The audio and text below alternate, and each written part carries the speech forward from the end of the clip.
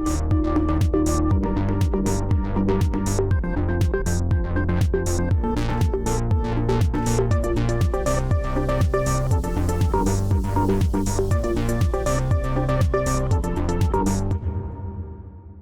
you so much, and I'm really looking forward to an exciting day ahead. I'm delighted that we'll be kicking off with a keynote speech from Anu Talus, Chair of the European Data Protection Board since 2023, as well as the Finnish Information Commissioner since 2020. Before holding her current positions, Chair Talus worked as the Deputy Information Commissioner in the Finnish Authority.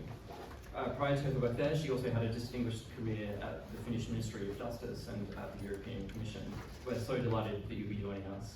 I thought I'd kick off by perhaps a provocative statement that the EU's digital laws, including GDPR, are under increasing strain and new types of criticism. Firstly, in relation to the perceived impact from some quarters on European competitiveness, innovation, and economic growth. Secondly, in a global context where the Trump administration is pushing back on a lot of EU digital laws, the GDPR has not been a focus of that criticism, but we can see from the US approach to things like the independence of public authorities, authorities which are playing an important oversight role in areas like the transatlantic data adequacy framework, that the GDPR may come under more strain. And finally, as technology developments seem to be happening more and more quickly with the advent of large language models and AI, there are increasing questions about how flexible GDPR is and how adequate it is to this new environment. So with those challenges in mind, I'm very, very pleased to hand over to Chair Talus, who I hope can provide us with some insights on how the EDPB is helping to balance data protection rights with European competitiveness, the development of new technologies in Europe, and a much more difficult international environment. So Chair Talus will speak for about 5 or 10 minutes, and then we'll be open to a short Q&A, so please have your questions ready. In the meantime, please give a warm welcome to Chair Talus.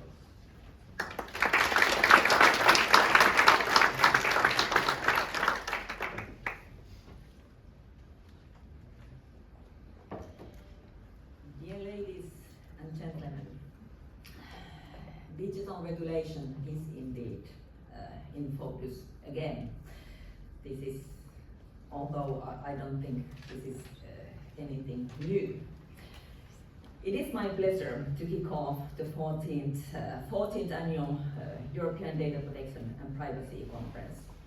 It is a great to see so many professionals and experts gathered here today to discuss the issues of intersection of data protection, privacy, innovation, and technological developments.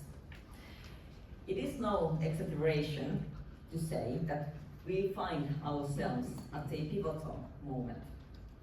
The speed of technological progress is rapidly increasing, largely driven by the rise of AI. As a result, managing personal data in a way that both safeguards individuals' rights and fosters innovation is more crucial than ever before. This conference is an opportunity to look back at the road we have traveled so far. Look at what the future challenges lie on our way and to explore how we can continue to strike a balance between protecting privacy and enabling the development of new technologies. At the heart of today's discussions will be an essential question. How can we build a digital future that respects fundamental rights, fosters trust, and facilitates economic growth? Our goal is to shape a future where businesses thrive by processing data responsibly and in full compliance with the law, unlocking the EU's true potential for innovation. The panel that follow will look at the implementation of the GDPR in the past 7 years and at expanded digital rulebook. As chair of the European body, ensuring the consistent implementation of the GDPR I'd like to give you a brief update on the EDPB's recent achievements and ongoing activities. Our top priority is to ensure the consistent application of the GDPR across the EU, while making compliance both achievable and practical for all. To this end, we have built an online data protection guide for small businesses, available in 18 languages. This guide explains the basic principles and requirements of the GDPR via checklists, videos, infographics, and Q&As. For example, a quick video breaks down what the right to be informed really means for businesses. The guide provides a user-friendly, low-threshold approach to GDPR compliance, making it easier for organizations, especially with those with limited resources, to understand and implement the necessary steps. In addition to the guide, we have started to produce short documents that summarize the main points of our guidance at a glance. The goal of both initiatives is to break down complex legal requirements into achievable and actionable information, helping organizations of all sizes navigate the compliance process without overwhelming them, ensuring that meeting GDPR standards is both achievable and manageable. In addition to this, we have more detailed guidelines on various aspects of the GDPR. And importantly, the past year we have seen an increase in number of so-called Article 64.2 opinions, which are opinions of the EDPB on questions of general application. They address important and targeted questions that should be tackled in a harmonized way across the EU. In 2024, we adopted 8 such opinions on topics such as valid consent in the context of consent or pay models, facial recognition to streamline airport passengers flow, and ensuring GDPR compliance on AI models.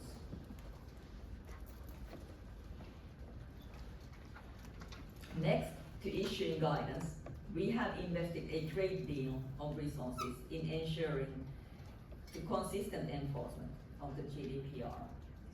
While enforcement is a compliance of national BPAs, the EDPB plays an important role in first, ensuring that this is done in a consistent, harmonized manner across Europe, and second, promoting cooperation among data protection authorities in matters of enforcement.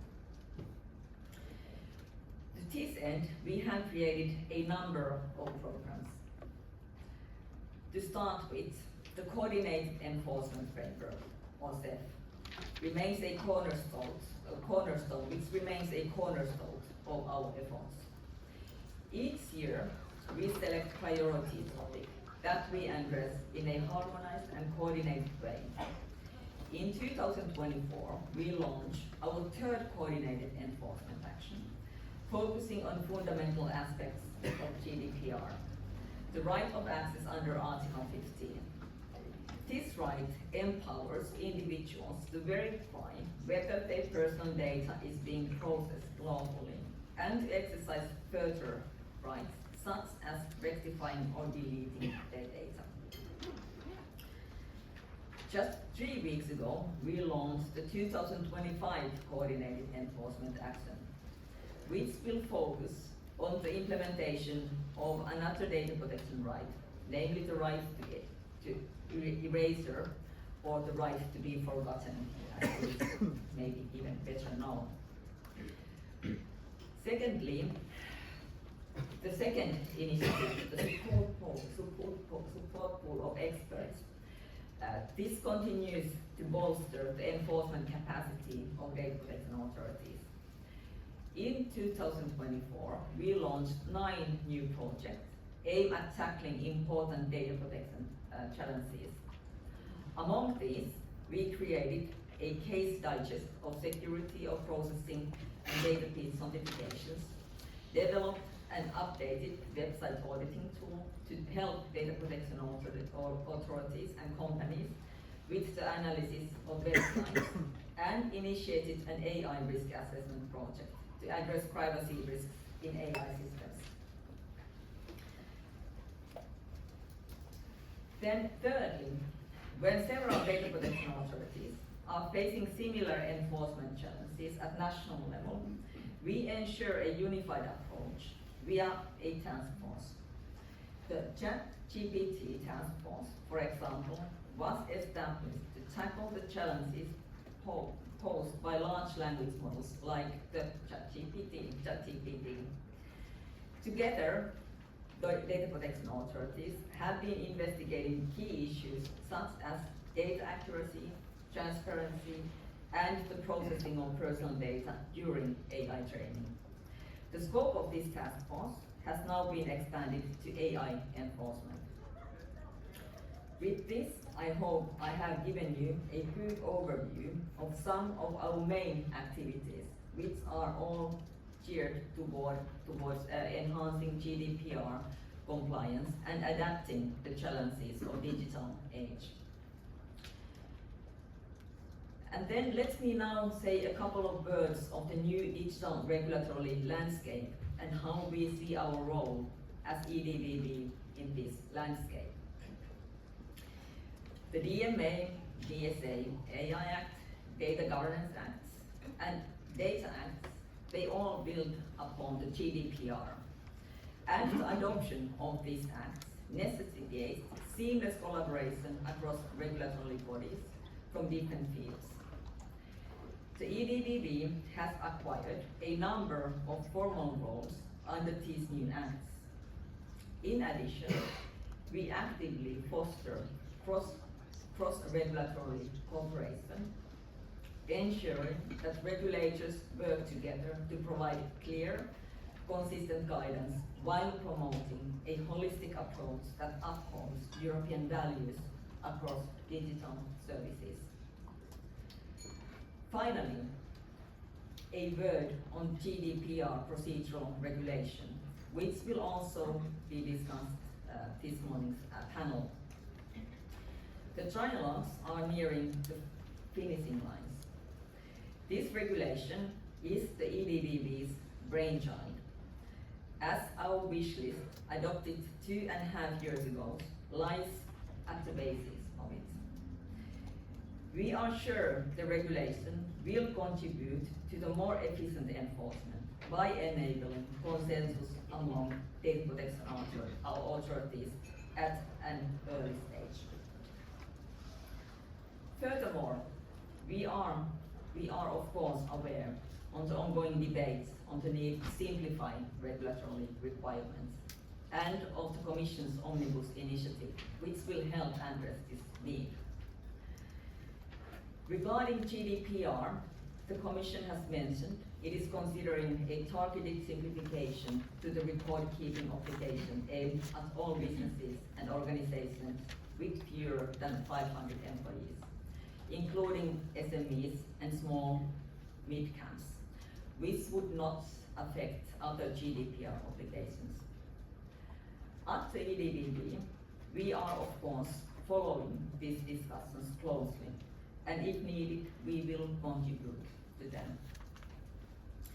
We are also fully dedicated to the tasks that we have been assigned to us by the legislature, and this is why we have already undertaken numerous initiatives aimed at simplifying and harmonizing and effectively implementing today's legislative framework to the best of our abilities. And with this, I hope I have given you and this morning's panelists some food for thought and debate. Many thanks.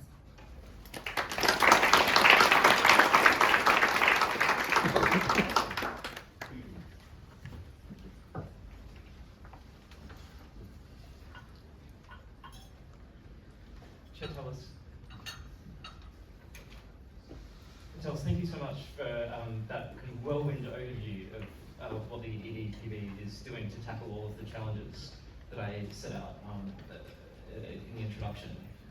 Very open to questions, so please raise your hand if you'd like to ask one. If not, I guess I would like to kick off with maybe another provocative one, which is that there's been a perception in recent years that seems to have been growing that the GDPR, which was designed as a risk-based proportionate instrument, has sometimes been interpreted and applied in ways that are perhaps too stringent and not as focused on proportionality and on balancing data protection rights with other interests that GDPR requires to be taken into account. And I'm wondering, the extent to which you think that is a fair criticism of data protection authorities across Europe, and also, when you look at recent guidelines and approaches that have been taken by the EDPB, which seem to be much more innovation friendly, whether that is a conscious change in approach. Well, it is true that the GDPR is based on a risk-based approach, and I do think that this also shows in the data protection authorities' actions. For example, when you look at the enforcement actions taken by the data protection authorities, normally the consequences are actually in line with the risks involved with the data protection, data processing involved in these specific topics and cases. So I do think that the risk-based approach is also visible in data protection authorities' work, and it is of course very important also that the requirements reflect the risks which are involved in its data protection, data processing.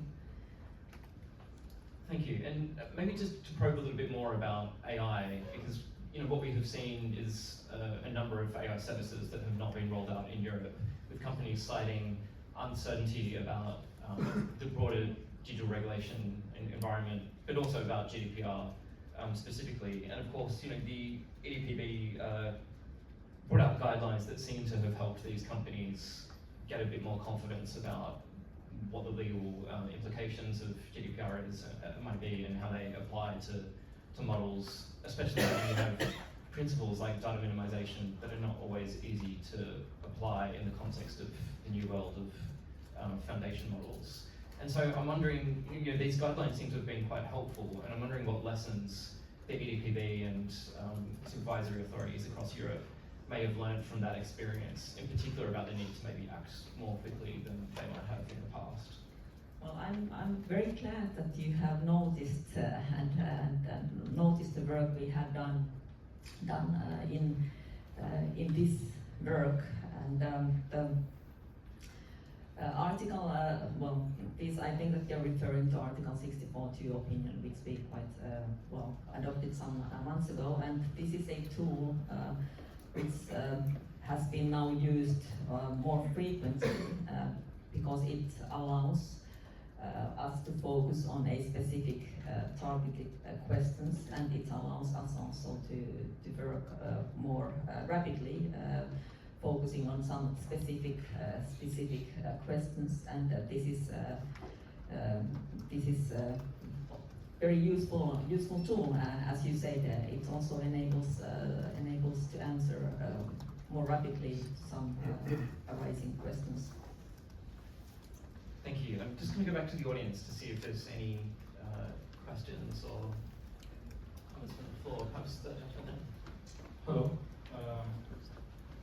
Thank you, Anup, for the inaugural address. You mentioned about these 9 projects which you are starting. One is the AI risk assessment project, and also you said that you have a toolkit. We looked at the toolkit for the small businesses.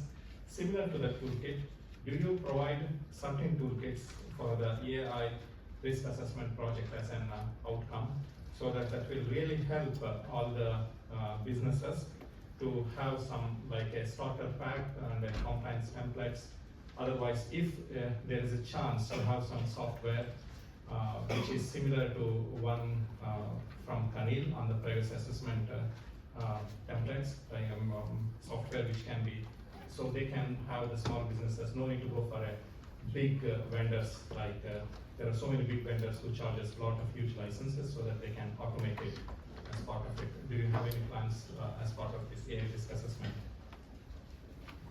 I might take one more question and then hand back to the chair, or maybe two. So, sorry, the gentleman in the pink shirt. Did you have a question? That was the question. That was the question. Good morning, Matthew Newman from NumLex. Thank you very much for your speech. I'm interested in the simplification process that's upcoming for the GDPR. Small businesses have often criticized the GDPR for notification requirements. They would like to see more, let's say, consolidation with other kind of requirements like cybersecurity. I was wondering if that's part of your thinking, if you think that's a wise thing to do, so a company doesn't have 5 or 6 kinds of notifications to handle. And in terms of simplification, are we just talking about notifications? Are there any other ways you could see the GDPR to be streamlined without going into some of the fundamentals of legal bases and that kind of thing that would open up a big can of worms for the GDPR? Thank you. Thanks. I know there are some other questions, but perhaps just some initial reactions on this. The two questions, one about a toolkit on risk assessments for SMEs, and secondly on the scope of simplification and whether that is just limited to reporting requirements. Thank you for the questions.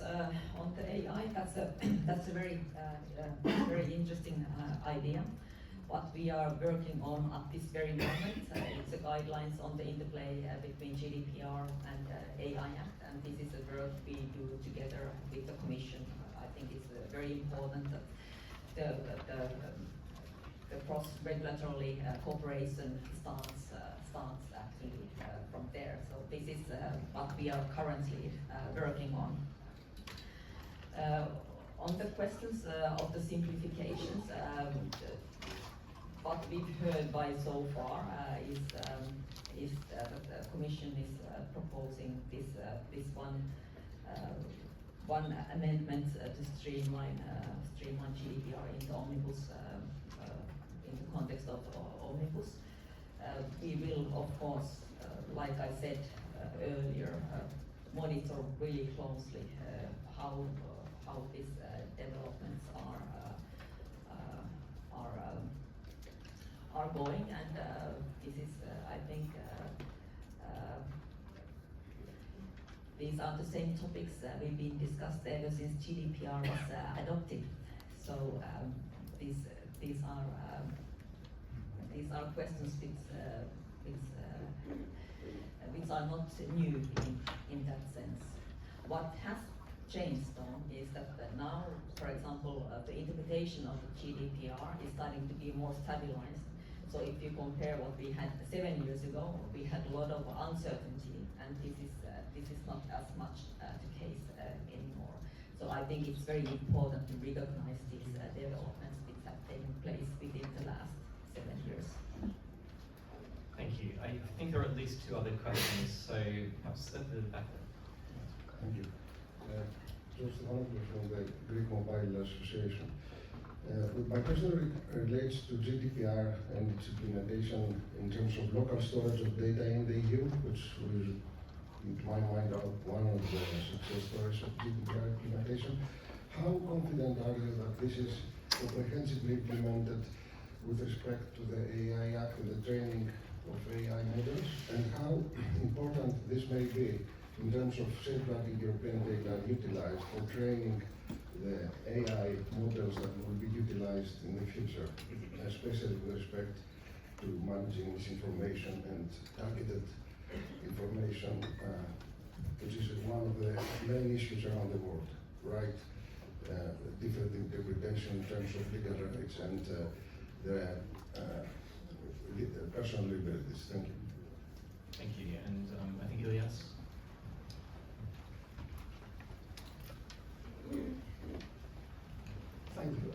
standards from Morocco. I think that the data protection authorities have been having a challenging role over the past years to, on one hand, create that stability of interpretation that you described, and on the other hand, to manage the waves of new regulation coming their way and the changing requirements in terms of how the law is applied. So now, for better or worse, right now we're in call it the Draghi report, the changes in the geopolitical environment. We're in an environment whereby there's more pressure, or at least more demand, to approach the GDPR with simplification and competitiveness in mind. So I guess my question to you, as somebody that has to lead the work of the EDPB, do you think that GDPR should be simplified? Are there areas that you think it should be? Yes, where? I think we're running out of time, so if there's any other questions, now's your chance, or for a audio piece. If not, I think I can hand back to Talus. I think the first question was about data localization and AI models, and the second, this question about competitiveness and the EDPB's role and I guess your personal view on whether GDPR, the extent to which GDPR requires reform. Starting with the questions on AI, we have in this Article 64.2 opinion, which we have mentioned earlier, we have given our approach for developing AI models, and as there are some questions which we were not able to tackle in this opinion, we are also working on guidelines. So there will be guidelines which are complementing this Article 64.2 opinion coming a little bit later. Then on the innovation friendly approach, I think that here in Europe we all see the importance, and especially at this time, how important it is that the technology meets and corresponds to values, the European values, that the innovations are taking place in a manner which respects the European values. What we do at the EDPB to foster the innovation-friendly approach is, for example, like these small and medium-sized enterprises guidebook or portal, which I told you about. We are trying to make it more easily accessible for also those stakeholders who do not necessarily have a lot of resources. So I do see the need to make it as easy as possible for small and medium-sized enterprises to take it into account in the best possible way. Thank you so much. I'm afraid that's all we have time for, so if we could give a round of applause to the chair.